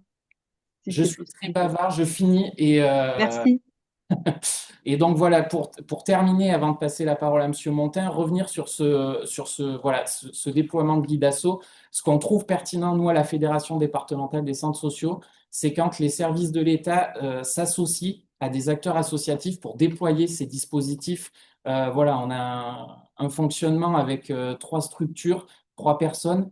Et quand des fois, voilà, déployer un dispositif seul dans son coin, c'est pas évident. Et d'avoir cette organisation-là, c'est vraiment une plus-value. Et je tenais à le souligner auprès de toutes les personnes qui assistent, parce qu'on voit que ça fonctionne quand on travaille de cette manière-là et on déploie des dispositifs conjointement. Et j'en ai fini pour ma présentation et je passe la parole à M. Monta. Merci. Et du coup, je propose qu'on termine les présentations avant de passer aux questions-réponses. Donc, Monsieur Montin, c'est à vous pour 10 minutes maximum. Merci. Oui, mais je vais, si vous voulez, je peux parler plus vite, hein. Je peux. Non, alors, Déjà, deux mots sur ce qu'est l'association des maires dans le Cantal. Bon, tout le monde connaît notre association nationale des maires de France, qui se décline en association départementale, une association des maires dans chacun des départements. Dans le Cantal, notre association regroupe la totalité des 246 communes du département et des 9 EPCI que compte notre département. Donc, tout le monde chez nous, toutes les collectivités du bloc communal sont adhérentes à notre association. Dans un département rural comme le nôtre, les maires, les communes, les mairies sont la tête de pont, le point le plus avancé du contact avec la population dans tous les domaines. Dans tous les domaines, chaque fois qu'on a un souci dans un département comme le nôtre, ben, le premier endroit où on va frapper, c'est à la mairie. Et du coup, c'est vrai pour les individus, mais c'est vrai aussi pour le monde associatif. Et nous, enfin, je crois que tous les maires de ce département, mais d'ailleurs sans doute, sont très attachés à la vie associative parce qu'ils savent que la vie associative concourt de manière irremplaçable à la qualité de vie dans la collectivité, dans le tissu communal ou intercommunal. L'association, c'est un pôle d'animation, c'est un pôle de vie, c'est un pôle de projet, c'est un pôle de proposition, c'est surtout un pôle de relation entre les gens, c'est un pôle de lien social. Donc pour nous, c'est du pain béni, la vie associative. Et une commune sans association, ben forcément, il manque beaucoup de choses et du coup, on comprend facilement que les maires soient très attachés à être à l'écoute et au service du rayonnement maximal du monde associatif dans tous les domaines, quel que soit le domaine. Je pense qu'il n'y a pas de domaine associatif qui n'intéresse pas la mairie. Le club de pétanque nous intéresse, la fédération, l'association de chasse nous intéresse, tout ce qui concerne les services aux personnes nous intéresse. Mais enfin, il n'y a pas de hiérarchie, il n'y a pas de... Voilà, chacun a sa place, chacun a un rôle à jouer dans la vie de nos collectivités. Donc, nous, quand on a eu connaissance de ce dispositif Guidasso et du travail qui était fait par les associations, ben, il est évident qu'on a été intéressé pour être membre de cette partie prenante à cette démarche, membre du comité de pilotage, et à s'engager. Alors, nous, notre rôle dans cette affaire, il est essentiellement un rôle de relais de l'information, à la fois de la structure départementale, donc nationale, mais départementale Guidasso, vers nos associations, et évidemment, à l'inverse, d'être capable de relayer et d'orienter les demandes de nos associations, les besoins de soutien, les besoins d'aide, les besoins de conseil, les besoins administratifs, enfin, énormément de choses, vers justement ces différents niveaux de compétences qu'on trouve au sein de Guidasso. Alors, il est important que, alors nous, on a largement engagé le travail d'échange et d'information partagée entre la structure et l'association des maires. Maintenant, nous avons un vrai travail à faire aussi, c'est celui de faire connaître ce dispositif aux communes, à la plus petite commune de ce département, parce que toutes les communes, même la plus petite, même celle qui n'a que 70 habitants, elle a un tissu associatif. Alors, il n'y en a peut-être pas beaucoup, mais il y a quelques associations. Et c'est très important parce que la densité du réseau des communes, les fameuses 36 000 communes de France, qui sont un peu moins maintenant, mais même si elles sont plus que 34 000, constitue justement comment dire, un cadre privilégié pour le développement du monde associatif. On a des associations qui existent parce qu'elles existent sur le périmètre de la commune. Elles sont attachées à ce cadre local, très local même parfois, alors avec évidemment peut-être les limites et les insuffisances que ça peut supposer, mais en tous les cas, ça a le mérite d'exister et ça a le mérite d'apporter une vie locale qui, encore une fois, est irremplaçable parce que parce que c'est gratuit, parce que ça fonctionne sur le bénévolat, parce que c'est une vraie volonté d'apporter quelque chose d'une manière désintéressée à ses concitoyens, enfin, en tous les cas désintéressée au plan matériel et juste pour le plaisir de partager une activité, de partager une conviction, de partager un engagement. Donc nous avons ce travail à faire maintenant pour faire connaître ce dispositif auprès de nos adhérents. Alors nous allons mettre en place des stratégies aussi là-dessus, alors au niveau de nos différents supports de communication, mais aussi au niveau de nos structures, de nos rencontres, de nos conseils d'administration, de nos assemblées générales, etc., etc.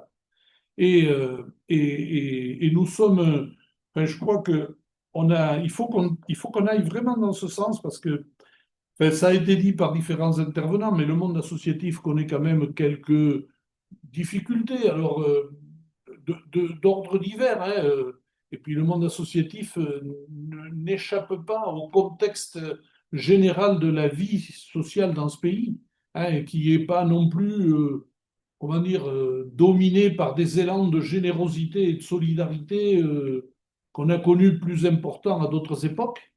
Mais justement, c'est parce qu'il y a cette espèce de désaffection un petit peu vers le projet collectif que nous devons, nous, être encore plus force de conviction pour aider ceux qui ont encore cette fibre-là et peut-être en créer d'autres, en créer de nouvelles et espérer que ben, cet élan d'individualisme et n'est pas forcément une fatalité et que le monde associatif, ses valeurs, ses engagements, ce qu'il porte a encore sans doute de beaux jours devant lui et que les collectivités, les communes, les communautés de communes et notre association des maires ont leur rôle à jouer pour aller dans ce sens-là. Juste pour terminer, je ne sais pas combien de temps j'ai pris, mais Parfait, c'est parfait.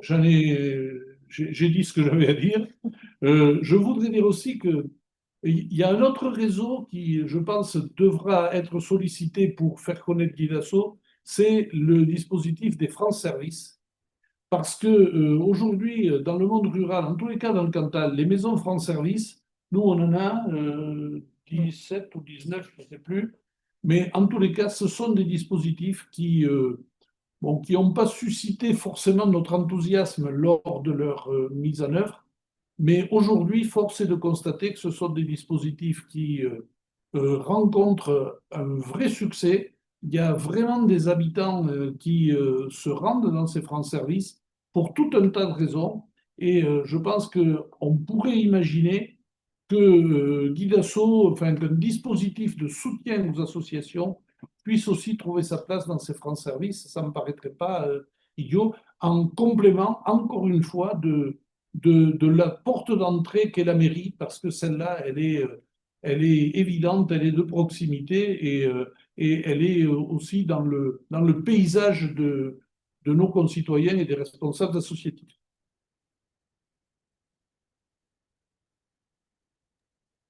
Il restait Merci juste beaucoup. un diapo, mais voilà. Ah, pardon. Alors il n'y a pas de questions dans le chat, mais est-ce que vous avez des questions? Est-ce que vous voulez les poser directement?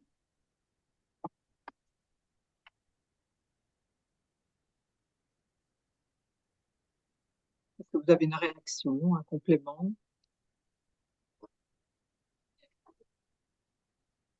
C'est bon. Du coup, on passe au témoignage suivant. On aura de toute façon, comme l'a dit Chloé, à la fin du club, de nouveau un temps d'échange. Donc maintenant, c'est Antoine Ancelet qui va prendre la parole. Oui, on souhaitait, pour compléter les témoignages de ce club consacré au levier d'action possible des collectivités territoriales pour accompagner les associations de leur territoire, donner la parole à un chercheur, Antoine Ancelet-Schwartz, qui est doctorant CIFRE, accueilli à la Maison de la vie associative et citoyenne de Grenoble, et qui travaille notamment sur les liens entre associations et vie démocratique. Peut-être, Antoine, je vous laisse déjà vous présenter, dire en quelques mots ce qu'est un contrat CIFRE et nous dire quelques mots sur la Maison de la vie associative et citoyenne de Grenoble, puis ensuite, voilà, de nous présenter quelques éléments de vos travaux sur les liens entre vie associative et vie démocratique. Oui, bonjour à toutes et à tous. J'espère qu'on m'entend bien. Donc, Antoine Ancelet-Schwartz, doctorant effectivement accueilli via le dispositif de la CIFRE par la ville de Grenoble pour faire une thèse en sciences politiques, hein. Et je travaille effectivement sur la relation entre le fait associatif à l'échelle de ce territoire et la vitalité démocratique avec une offre démocratique qui, au moins sur le papier, est abondante et pourtant des difficultés à transformer vitalité associative en vitalité démocratique. La CIFRE est un dispositif qui permet à un employeur privé et public, de plus en plus d'employeurs publics et de collectivités notamment, se prêtent à ce jeu-là, qui est aussi une façon de soutenir la recherche, j'y reviendrai. Euh, avec un cofinancement d'une association. Il se trouve que c'est une association, Association nationale recherche et technologie, qui elle-même, via des fonds privés et publics et en complétant avec les fonds de l'employeur, permet de financer 3 ans de thèse. Alors, chacune et chacun sait ou ne sait pas d'ailleurs qu'une thèse, c'est rare que ça se termine en 3 ans, mais ça permet quand même de travailler sur un certain nombre de choses. Et le cadre est le suivant, l'employeur propose une mission plus ou moins précise qui colle avec un travail de recherche, souvent, et c'est préférable en concertation avec un laboratoire de recherche. Et ensuite, la doctorante ou le doctorant fait son travail de recherche et accomplit cette mission. L'enjeu étant que ce soit le plus harmonieux possible, ce qui n'est pas toujours simple et nécessite de la régulation, mais elle existe. Et en tout cas, pour le fait associatif et les relations à la démocratie, un certain nombre de travaux sont en train de se faire, pas seulement, je ne suis pas le seul dans ce cas, sous cette égide. Voilà, pour la Maison de la vie associative et citoyenne à Grenoble, indiquer que ce qui est peut-être le plus intéressant à raconter à son sujet, c'est que depuis quelques mois, bientôt quelques années, elle ne s'appelle plus Maison des associations, mais Maison de la vie associative et citoyenne, qui avait qui avait un certain nombre d'associations historiques qui étaient des associations qui fréquentaient ces locaux depuis longtemps et avaient des locaux qu'elles utilisaient depuis longtemps. Et il a été fait un choix d'une plus grande mutualisation de ces locaux-là. Ça n'a pas été sans mal avec les associations historiques en question. Il a fallu accompagner le mouvement. Mais l'enjeu pour la municipalité, tel que je le perçois de ma place de chercheur, c'est de faire en sorte qu'un plus grand nombre d'associations puissent occuper ce bâtiment. Donc je pense que si cette dynamique-là intéresse des membres de RTES, par exemple, ce sera intéressant d'en discuter avec la ville en tant que telle, et en particulier la responsable de la Maison de la vie associative et citoyenne, qui s'appelle Nadège Briand et qui, je pense, se fera un plaisir de témoigner de cette expérience-là. Voilà pour répondre, je pense avoir répondu à cette première partie de sollicitation en tout cas. Alors peut-être que je peux enchaîner Merci. Oui. directement en quelques mots sur mon travail, et je voulais aussi commenter un petit peu la question qui nous a adressée à toutes et à tous cet après-midi. J'ai réfléchi un peu au sujet, au prisme effectivement de mes questions, puisque moi, je le redis quand même pour être aussi clair que possible, hein, moi je fais une thèse en sciences politiques, et donc j'ai à la fois une liberté de recherche et également le fait que dans le même ordre d'idées, je ne représente pas ici en tant que tel la ville de Grenoble, pour que les choses soient claires et ce que je vais dire maintenant ne soit pas considéré comme engageant la parole officielle de la ville de Grenoble. Je suis d'autant plus vigilant là-dessus en cette période préélectorale. Alors la question qui nous est adressée à toutes et à tous, c'est quelles politiques et quels outils pour accompagner les associations sur son territoire. Et je trouve que cette question, déjà, elle pose quelques questions. On pourrait se demander effectivement pourquoi il y a des collectivités qui devraient accompagner les associations. Ça nous paraît, je pense, à toutes et à tous ici présentes et présents, assez évident. Mais on pourrait se dire aussi qu'il pourrait exister un monde où les associations n'ont pas forcément besoin des collectivités pour vivre. Alors je ne sais pas de quoi les ressources associatives en question seraient faites et comment les collectivités travailleraient pour répondre à certains problèmes publics qui se posent à elles, alors qu'elles s'appuient beaucoup sur les associations, notamment sur certains territoires, en particulier sur certains territoires, on l'a vu à l'instant. Mais cette question, je pense, mérite d'être posée. Et puis la question se pose aussi à l'égard de quelles associations devraient être accompagnées. Est-ce que ce serait uniquement via des financements? Est-ce que on accompagne aussi avec des locaux qu'on met à disposition? Et puis peut-être une question plus vaste encore, potentiellement, c'est de savoir, est-ce qu'on accompagne les associations qu'on connaît déjà? Est-ce qu'on a un certain nombre d'associations dont on a besoin pour son action publique? Et est-ce que si on ignore ne serait-ce que l'existence des autres associations, je fais référence notamment aux petits échanges qu'il y a eu dans le chat sur comment on pourrait connaître les associations, par quel annuaire, par quels moyens. Il y a eu des petits échanges que j'ai trouvés intéressants. Moi, je trouve important, en tout cas, qu'on se pose ces questions pour ensuite être le plus pertinent possible dans son action publique. Parce qu'il y a une approche classique, y compris en sciences politiques et en sciences sociales en général, qui est de dire qu'aider les associations, c'est forcément aider son territoire et aider sa collectivité. Or, ça ne va pas forcément de soi. Mais en tout cas, moi, ce que je trouve par rapport à la question qui nous est posée cet après-midi, c'est qu'elle a un mérite important, effectivement, et ça a déjà été dit, notamment par vous, Chloé, hein, dans le contexte associatif actuel, hein. Il s'agit d'accompagner les associations et le verbe compte, puisque quand on accompagne les associations, ça veut dire qu'on ne les commande pas et donc qu'on n'en fait pas des prestataires. On a évoqué les difficultés financières, mais à côté de ça, il y a une marchandisation du travail associatif que les collectivités ont aussi accompagné, peut-être en ne réfléchissant pas assez et peut-être faute d'éléments et faute de moyens, y compris juridiques, de résister un petit peu à cette tendance-là. On a ce fait de marchandisation associative dont on commence à mesurer les effets délétères et ça commence à être mesuré par le collectif des associations citoyennes au niveau national ou même par le Conseil économique, social et environnemental. Or, si on propose les deux aux mêmes acteurs associatifs, c'est-à-dire marchandiser des actions associatives, accompagner des projets associatifs, eh ben, on tétanise forcément ces acteurs dans des injonctions contradictoires. Et je trouve qu'aujourd'hui, on est en plein milieu de ça. Alors, quelques éléments de réponse à la question, parce que j'ai trituré la question un peu dans tous les sens, hein, c'est un petit peu comment dire, mes techniques de chercheur que je donne à voir là, mais quelques éléments de réponse quand même à la question, encore une fois, à partir de ce sur quoi je travaille, avec d'abord quelques éléments sur comment on peut accompagner à partir de la recherche. J'ai évoqué le dispositif de la CIFRE. Et je me tiens à disposition des collectivités qui seraient intéressées pour creuser le sujet, mais il est aussi possible d'accueillir des stagiaires de master. Ça peut donner des mémoires et des collaborations concrètes assez intéressantes. Il est possible de participer à des projets de l'Institut français du monde associatif. Il me semble que Villeurbanne en a évoqué un, mais je crois que cet organisme développe de plus en plus une expertise et des compétences qui sont au croisement du travail des collectivités, de la recherche, du travail d'accompagnement du monde associatif, qui est intéressant. Ça n'a pas été trop évoqué cet après-midi en revanche, mais il y a la question de développer les observatoires locaux de la vie associative qui peuvent se développer d'ailleurs à diverses échelles.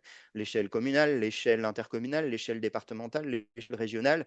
Il me semble aujourd'hui qu'en France, toutes les échelles existent et ces observatoires, pour parler de connaître le tissu associatif, ils produisent vraiment de la donnée intéressante. Et ce qui est encore plus intéressant, c'est qu'on commence à avoir de la méthode qui permet de comparer des territoires entre eux et on commence à mettre en place plusieurs vagues d'enquêtes qui permettent aussi d'avoir des trajectoires du paysage associatif local et ainsi de voir quelles sont les dynamiques sur son territoire, pas seulement à partir de données nationales ou de données qu'on appelle qualitatives, c'est-à-dire les quelques associations qu'on connaît et qui savent venir nous trouver pour dire quand ça va pas. Voilà, donc moi je voudrais saluer aussi le travail du réseau national des maisons des associations à cet égard. Et enfin, dernier élément qui me semble important en termes d'observation de son territoire, c'est le travail de l'Observatoire des libertés associatives qui existe depuis un peu moins de 10 ans maintenant, qui documente des cas d'entrave aux libertés associatives. Quoi qu'on puisse penser des polémiques qui sont recueillies par cet observatoire ou du travail de cet observatoire, c'était un travail jusqu'à présent qualitatif, il est désormais aussi quantitatif puisqu'une grande enquête nationale a été conduite et ces données, encore une fois, quoi qu'on puisse penser de la démarche, elles doivent interpeller les politiques publiques et poser la question de comment aussi, à chacun de nos niveaux, on protège les libertés associatives, à quelles conditions. Voilà. Alors, euh, pour terminer, en tout cas cette partie de mon témoignage, et puis après on pourra éventuellement échanger et s'il y a des questions, j'y répondrai bien volontiers. Mais euh, tout à l'heure ont été évoqués, et je crois aussi par l'ensemble des intervenantes et intervenants, différents outils et leviers que des collectivités ont pour être de bonnes accompagnatrices, si je puis dire. Je dirais qu'en premier lieu, il faut de l'argent en soutien contrôlé plutôt que de l'argent en contrôle du soutien. Et ça renvoie à à la façon dont les collectivités aident et accompagnent les associations. La subvention, elle a aussi un fait arbitraire. Et c'est intéressant d'associer les associations, c'est le cas de le dire, à l'animation de son territoire, mais ça peut être intéressant aussi en termes de transparence et de légitimité des critères d'attribution de subventions, d'ouvrir euh, la question de comment on construit ces critères à d'autres intervenants que le conseil municipal, voire le maire et les quelques élus concernés. Donc il y a un enjeu aussi, me semble-t-il, à ce sujet, avec des commissions extra-municipales de la vie associative qui, composées à parité d'élus et de représentants du monde associatif, pourraient aussi se pencher sur la question du respect des libertés associatives et pourraient développer aussi ce qu'on appelle de plus en plus dans l'action publique et dans la recherche, un droit de suite pour les associations qui participent à la vie démocratique locale, qui se transforme pour les collectivités en autant de devoirs de suite de la prise en compte de la parole associative dans les décisions qui sont prises par la suite, dans les effets de ces décisions et dans le contrôle de ces décisions. On a là des choses, je pense, à développer pour rendre nos démocraties locales plus robustes. Alors pour finir, certains disent que les associations, face aux désordres nationaux et internationaux, elles ont actuellement besoin de collectivités refuges, de boucliers. Personnellement, je rejoins assez ce qui a été dit tout à l'heure et le terme qui a été employé tout à l'heure. Je trouve que ces approches, moi, elles peuvent avoir un côté un peu infantilisant. Et c'est pour ça que moi aussi, je préfère parler de collectivités alliées des associations, ce qui me semble pouvoir illustrer des partenariats au service de communs que sont la défense des droits, la citoyenneté, la culture, le sport, la formation, l'insertion, la solidarité internationale, la jeunesse, la santé, et j'en ai sans doute oublié. Voilà, merci de votre écoute.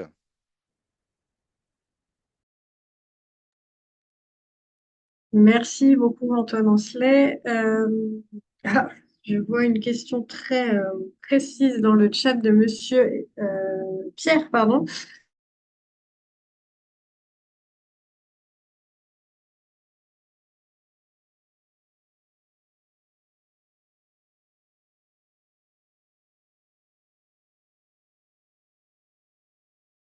Mettre, voilà, pour info, on vous fera suivre le diaporama, un document qui reprend aussi une présentation de Guidasso, et donc on pourra aussi vous transmettre les coordonnées mail des différents intervenants à cette occasion. Y a-t-il des questions ou même des réflexions, volonté de partager aussi, sinon vos propres retours terrain? Nicolas Favelier, je vois que vous avez ouvert votre micro. Je ne sais pas si c'était... Allez-y. Bonjour à toutes et à tous, vous m'entendez? Oui. Ouais. Alors, je poserai pas de... Prenez le temps de vous présenter, hein, s'il Ah, vous plaît. pardon, excusez-moi, oui. Donc, moi, je suis Nicolas Favelier, je travaille dans le Rhône, je suis CEPJ, donc à SDJUS, Jeunesse et Sport, comme Pascal Martin. Et donc, je ne poserai pas de questions à Pascal Queneau de Villeurbanne, avec qui on travaille enfin, beaucoup et où on se croise, notamment pendant les temps de réseau Guidasso. Merci pour les collègues du Cantal parce que la question de l'implication des collectivités territoriales à travers leur association, l'association des maires et des maires ruraux de France, enfin, pour moi, pour le déploiement du réseau Guidasso, c'est une vraie question.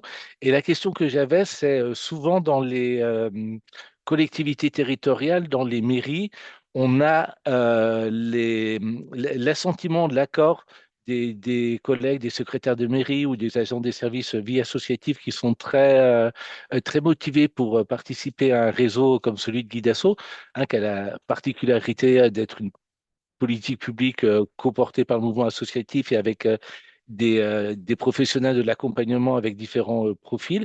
Mais souvent, les réticences viennent des maires et des élus qui disent bah, à quoi bon aller dans un réseau alors que le boulot est déjà fait. Et je voulais donc demander à Monsieur le maire et aux représentants de l'AMF si lui, il avait eu cette petite réticence et comment il l'avait dépassée, surpassée, et comment il argumentait auprès de ses collègues élus qui pouvaient avoir ces arguments. Voilà. Merci Nicolas. En fait, Monsieur Montin a été obligé de partir. Attends, il pourra. Et Pierre me dit que, en fait, on a des éléments de réponse parce que voilà, le travail en fait d'approche a soulevé ce genre de questions en fait, Nicolas. Du coup, alors quelques éléments, hein, je ne vais pas me permettre de répondre à la place de Monsieur Montin, mais sur les premiers échanges, ce qu'il a fallu faire, c'est rassurer dans un premier temps l'AMF et les maires qu'on a pu rencontrer. En premier élément, on est arrivé et on a dit on ne souhaite pas rajouter du travail aux secrétaires de mairie qui sont débordés dans leur mairie. Ça, l'AMF, c'est un sujet qu'ils nous ont partagé dès le premier rendez-vous. Et on est arrivé en disant, nous, on propose juste la mise à disposition d'outils pour les secrétaires de mairie, pour les élus, pour que dès la première question, la secrétaire de mairie est le bon interlocuteur et puisse aiguiller l'association. Donc, on a rassuré en disant, voilà, on ne va pas créer des outils complexes et notre outil, il n'a rien de révolutionnaire, hein. C'est un annuaire, une fiche A4 avec les coordonnées des accompagnateurs. Et en fait, c'est ce qui a matché, c'est l'outil très simple qui a matché auprès de l'AMF. Et ensuite, juste pour illustrer, on nous a même sollicité sur certains territoires, sur des réunions de secteur de secrétaires de mairie, pour qu'on intervienne sur ces temps-là. Donc, il n'y a pas eu de réticence dès qu'on a levé le frein en disant, écoutez, on arrive avec un outil simple qui va faire gagner du temps aux élus ou aux secrétaires de mairie, et c'est juste ça notre intérêt commun qu'on a mis sur la table. Et ça a déclenché voilà, des invitations sur les territoires à venir présenter le dispositif. Et lorsqu'on le présente auprès des secrétaires de mairie ou des élus, on arrive toujours avec le même discours, pardon. C'est nous, ce qu'on propose, c'est un outil simple qui va vous simplifier la vie à vous et simplifier la vie aux associations. Si ce chaînon manquant, là, qui n'existait pas auparavant, on arrive à le mettre sur les territoires et sur les territoires ruraux. Voilà un petit peu l'élément de réponse, mais je ne voudrais pas répondre à la place de M. Montin, mais sur les échanges, c'est ce qui a fait que ça a fonctionné pour le coup. On ne répondra pas avec autant de ferveur et l'accent en fait que vous avez tous entendu. Mais voilà, et je rajouterai aussi que finalement aussi, je pense que c'est un argument, en tout cas, donc, qu'on a utilisé et qui a été entendu, c'est que ça valorise le travail qui est déjà fait.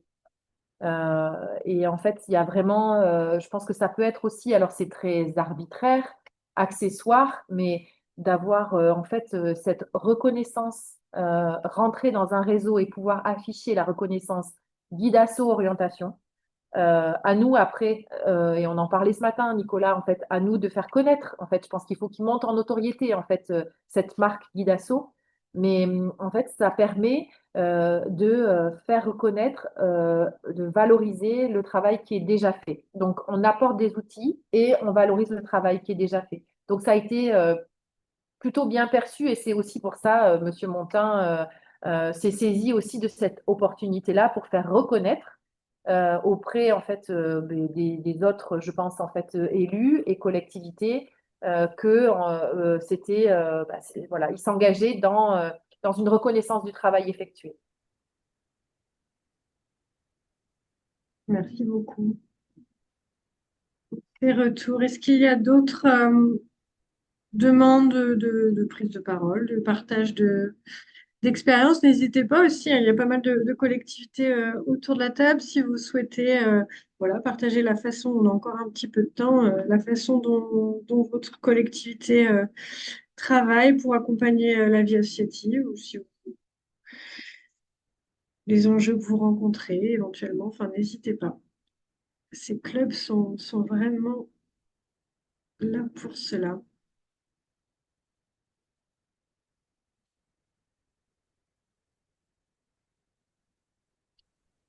Bonjour, je ne sais pas si vous m'entendez Bonjour. bien. Oui, Je profite de l'occasion, donc déjà merci à tous les participants pour les différents témoignages et les différentes présentations, c'était très intéressant. Donc moi je suis Florent Galli, je suis chargé de la vie associative à Romagna dans le Puy-de-Dôme. Et je regardais un petit peu par curiosité là en parallèle sur le site de Guidasso et notamment les structures au niveau du territoire. Et je me rends compte que sur le Puy-de-Dôme, il n'y a absolument rien de répertorié. Donc, je ne sais pas si du coup, c'est que sur le Puy-de-Dôme, ça s'est pas encore trop déployé, ou si éventuellement vous avez déjà connaissance peut-être d'un réseau qui sera en train de se structurer, parce que je trouve effectivement la démarche intéressante, effectivement, de pouvoir prendre la position en guide asso orientation. Moi, je vois en tout cas à mon niveau, en travaillant dans une mairie, ça pourrait être intéressant, parce que je suis tout seul dans mon service, donc je peux pas faire un accompagnement qui soit très poussé pour les associations du territoire. Mais effectivement, pouvoir se positionner en tant que relais et savoir vers qui réorienter, ça me paraît être une position, en tout cas pour moi, qui sera intéressante. Donc c'est vrai que voilà, c'est juste pour savoir si ça tend à se développer de notre côté aussi. Du coup, je vais me permettre de répondre. Donc, Christelle Bonaton, moi, je suis déléguée régionale à la vie associative sur l'Auvergne-Rhône-Alpes. Euh, Au niveau du Puy-de-Dôme, il y a un développement de guide asso, mais la carte que vous avez trouvée n'est pas à jour. Elle va l'être début janvier, justement parce qu'il y a des points d'appui identifiés.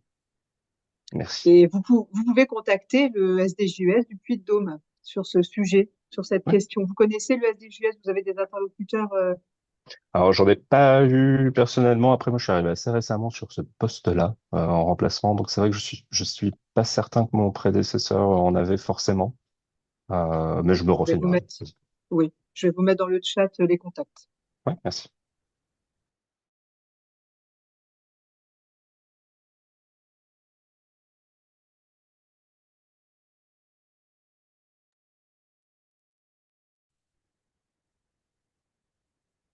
n'hésitez pas, hein. Sinon,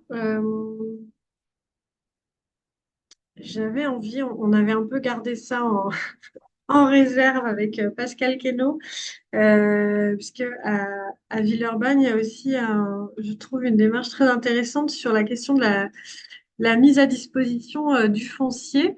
Peut-être Pascal, voilà, si tu peux prendre quelques minutes pour partager la façon dont vous mettez à disposition un lieu aux associations. Et puis, comme ça, voilà, n'hésitez pas à demander la parole si vous souhaitez intervenir ensuite. Et sinon, on conclura. Oui, alors effectivement, je ne sais pas, Chloé, à quoi vous pensez. Et si c'est au Centre culturel et de la vie associative, qui est un équipement qui est doté d'une salle de bal et d'une salle de spectacle. Je pensais à celui-là, oui. C'est ça, qui a la particularité en fait, sa programmation est réalisée par les associations du territoire. Donc, on met à leur disposition des moyens techniques assez importants, du technique son, technique lumière, des régisseurs, et les associations vont pouvoir programmer en ce lieu leurs manifestations de toute nature. Ça peut être des spectacles, des repas dansants, des colloques, des concerts, voilà. Donc, c'est vrai que la ville les soutient aussi de cette façon-là, en leur mettant à disposition des locaux. On a aussi un palais du travail, une maison Berthier Albrecht et une maison de quartier qui sont à leur disposition à Villeurbanne. Et puis, je veux bien vous parler aussi d'autres choses qui s'est considérablement développé ce dernier mandat. C'est l'urbanisme transitoire, on appelle ça comme ça. Donc, c'est un dispositif qui consiste à identifier, à recenser et attribuer des locaux vacants ou des friches dans le cadre d'une occupation temporaire à des associations ou à des porteurs de projets, ça peut être des coopératives. Et c'est un dispositif qui a fait ses preuves, qui a permis à la fois de donner un coup de pouce à des porteurs de projets, qui permet aussi d'animer la ville, d'expérimenter des coopérations, des alliances, et ça présente aussi le gros avantage de limiter les mésusages et les squats, parce que en milieu urbain, on peut être vite dépassé par ce type d'occupation. Voilà, et l'urbanisme transitoire donne lieu à des tiers-lieux, mais très très atypiques, qui on voit arriver des associations, des artisans, et puis ensuite qui font projet copain, qui animent d'abord les espaces, et puis ensuite tout un quartier comme à la Filature. Voilà, donc c'est une autre façon aussi de soutenir les associations. Nous, pourquoi on s'engage beaucoup dans cette voie-là? C'est parce que notre Relva avait révélé que 80% des associations du territoire avaient besoin de locaux et nous disaient que c'était une de leurs priorités pour eux. Voilà.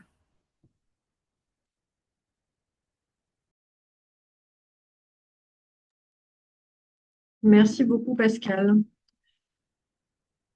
J'en profite pour partager le repère du RTS sur le sujet du foncier, avec beaucoup d'illustrations également là-dessus. Une question dans le chat, Chloé, du coup, par rapport à ça, sur le lien avec les propriétaires locaux. Est-ce que c'est des locaux qui appartiennent à la ville?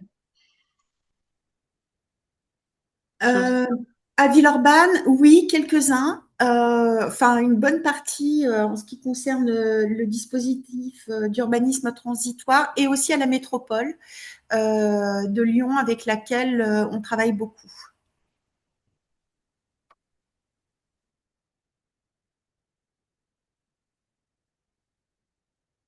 Violaine, peut-être je te... Oui, on va conclure. Je vois qu'il y a déjà de toute façon des participants qui commencent à partir, et puis on arrive bientôt à la fin de notre webinaire. Donc, merci en tout cas à tous les intervenants pour ces présentations riches.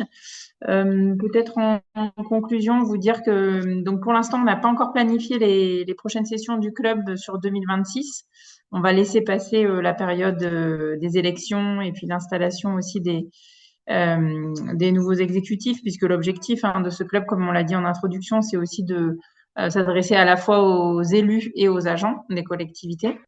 Mais voilà, l'idée, c'est de relancer la machine en 2026, peut-être dans un premier temps avec un club qui serait une session qui serait plus généraliste, comme on l'avait fait au tout début du lancement du club en 2021. On avait proposé une session un peu large sur les politiques publiques et comment elles peuvent venir soutenir l'ESS sur différents champs thématiques. Donc voilà, à voir. On est encore en train d'y réfléchir avec le RTES. Et puis ensuite, on pourrait reprendre des sessions plus ciblées sur différentes thématiques. Nous, de notre côté, côté CRES, en échangeant avec d'autres acteurs, on avait déjà identifié un intérêt peut-être pour faire une session spécifique sur le sujet du réemploi des matériaux et de comment les acteurs de l'ESS aujourd'hui s'impliquent sur ces sujets et comment les collectivités territoriales peuvent travailler avec eux pour favoriser le réemploi dans la construction ou la réhabilitation. Mais voilà, on est preneur aussi de vos suggestions et de vos attentes. Et donc, avec le support d'aujourd'hui, on vous fera passer un petit questionnaire d'évaluation et n'hésitez pas à indiquer vos envies de sujets à aborder dans ce cadre-là. Voilà. Et puis, je crois que de toute façon, Chloé, tu remettras aussi le lien vers le kit que tu as présenté en introduction avec les fiches du RTES. Donc voilà, n'hésitez pas à indiquer que vous souhaitez recevoir ce kit.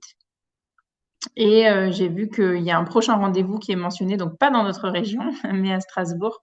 Je ne sais pas si tu veux en dire 2 mots, Chloé. Oui, c'est le prochain rendez-vous national. Donc, c'est organisé à Strasbourg, mais c'est bien un événement national organisé par le RTES c'est une journée de travail et de réflexion sur l'évaluation de l'impact territorialisé des structures de l'économie sociale et solidaire et le rôle des collectivités dans cette évaluation. Voilà. N'hésitez pas à vous inscrire, vous êtes toutes et tous les bienvenus. Et effectivement, je remettais le lien et le QR code là vers le kit municipal. Euh, Peut-être avant de nous quitter, dire un grand merci aux co-organisateurs de ce club.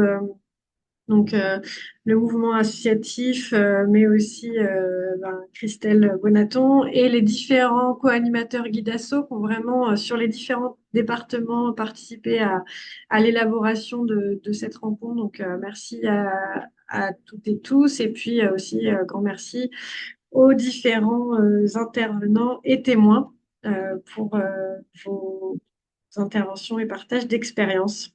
Et voilà, comme déjà dit par Violaine, on revient vers vous avec le diaporama et un compte-rendu et des liens vers différentes ressources. Très bonne fin de journée à vous et à bientôt. Merci. Bonne fin de journée.